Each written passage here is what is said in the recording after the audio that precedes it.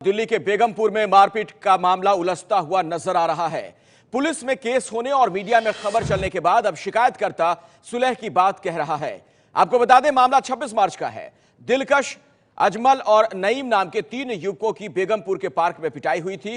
Police में जो शिकायत की गई उसमें आरोप लगाया गया कि आरोपी साहिल और पिंटू ने अपने 3 साथियों के साथ मिलकर उनसे जय माता के नारे लगाने को कहा। इसके बाद तीनों की पिटाई की गई।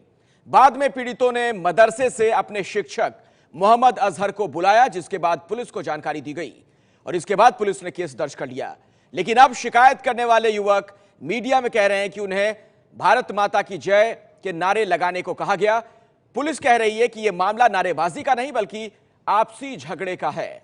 तो सवाल यही कि क्या सच है आखिर? पीड़ित सुलह करना चाह रहे हैं तो फिर उन्होंने नारे का सहारा क्यों लिया? फिलहाल पुलिस आरोपियों की तलाश कर रही है। पास वाला पार्क में घूमने गए थे। घूमने के बाद वहाँ सेक्टर 21 में ऐसी झूले के पास बैठने के बाद इसके गाल में एक थप्पड़ मारा। थप्पड़ मारने के बाद फिर जय माता दी जय भारत बोलने के कहा। हम लोग नहीं बोलने का मौका ही नहीं दिया। फिर मारना शुरू कर दिया। फिर टोपी उपी हम लोग का कहीं और फेंक दिया, पैर से कुचल दिया। फिर कह रहा है जान से मार दो, जल्दी बोलो। फिर इतने में हम लोग बाहर निकले। बाहर निकलने के बाद फिर हाफिज जी को अपना फोन किए, फिर पुलिस को फोन किए। पुलिस फिर फोन आया। फिर पुलिस मुझे संजय गांधी हॉस्पिटल में लगा। पुलिस कह रही है कि आरोपी सुलह करना चाहते हैं तो फिर कोर्ट में दोनों पक्षों को पेश करके सुलह करा देंगे। घटना के बारे में पुलिस ने एबीपी न्यूज को जो जानकारी दी है उसके मुताबिक ये मामला आपसी झगड़े का है। दिल्ली पुलिस का जो पक्ष है वो देखिए, क्रिकेट के दौरान बॉल लगने से झगड़ा शुरू हुआ। शिकायतकर्ता के मुताबिक उसे जय माता की बोलने के लिए दबाव डाला गया।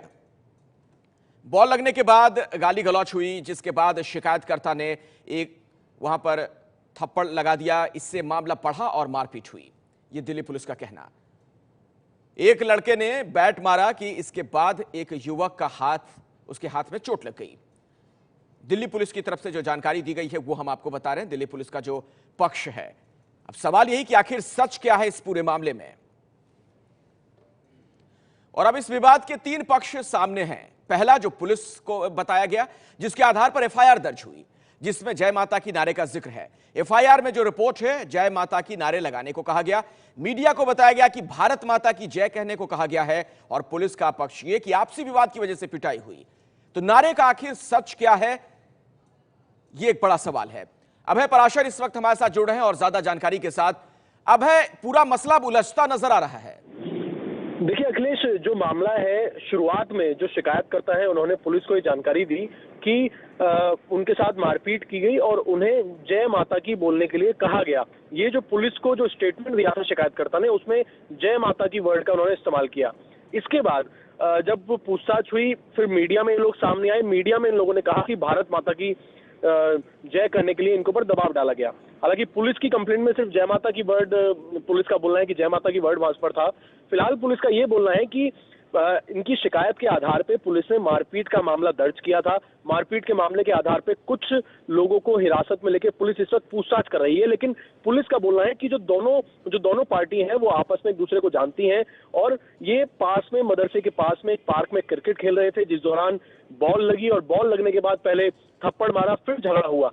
पुलिस का ये सब कुछ इस मामले के अंदर बोलना है। लेकिन अब जब शिकायतकर्ता से बात की तो शिकायतकर्ता का बोलना है कि अब हम बात नहीं करना चाहते, हम सुलह करना चाहते हैं। और इस वक्त जो दोनों पार्टी हैं वो इस वक्त बेगमपुर पुलिस थाने के अंदर मौजूद हैं। आपस में बातचीत की जा रही है। पुलिस का कहना है कि अगर ये सुलह के लिए तैयार होते हैं तो दोनों पार्टी को कोर्ट में पेश किया जाएगा ताकि इन लोगों की सुलह करा दी जाए। तो फिलहाल ये लोग थाने से जब बाहर निकलेंगे तो पता चल पाएगा कि आप ये सुलह करना चाहते हैं, और अगर करना चाहते हैं तो इस तरह के नारेबाजी का जो इन लोगों ने शब्द इस्तेमाल किए उसके बारे में क्या सच्चाई है। चलिए, अब इस खबर पर नजर बनाकर रखें। फिलहाल बहुत बहुत शुक्रिया इस जानकारी के लिए। अपने दर्शकों को एक बार फिर से बताते हैं कि इस पूरे मामले में पुलिस का क्या पक्ष है, पुलिस का क्या कहना है, क्या अब तक की तफ्तीश में बात सामने आ रही है, उस पर एक नजर डालिए। क्रिकेट के दौरान बॉल लगने से झगड़ा शुरू हुआ। शिकायतकर्ता के मुताबिक उसे जय माता की बोलने के लिए दबाव डाला गया। यह दिल्ली पुलिस का पक्ष है। अब तक की जो तफ्तीश है उसके बाद पुलिस इस नतीजे पर पहुंची है। बॉल लगने के बाद गाली गलौच हुई, जिसके बाद शिकायतकर्ता ने एक लड़के को थप्पड़ लगा दिया। इससे मामला बढ़ा और मारपीट हुई। एक लड़के ने बैट मारा, फिर इसके बाद एक युवक के हाथ में चोट लग गई। यह दिल्ली पुलिस कह रही है। उधर मुस्लिम धर्मगुरु उमर इलियासी का कहना है कि माहौल बिगाड़ने की कोशिश हो रही है और आरोपियों पर कड़ी कार्रवाई होनी चाहिए। जिस तरह का ये वाक़या अभी दिल्ली में मदरसों के स्टूडेंट्स के सामने ये जो वाक़या पेश आया है, ये मैं समझता हूँ ये पहली मर्तबा इस तरह का ये वाक़या है दिल्ली का।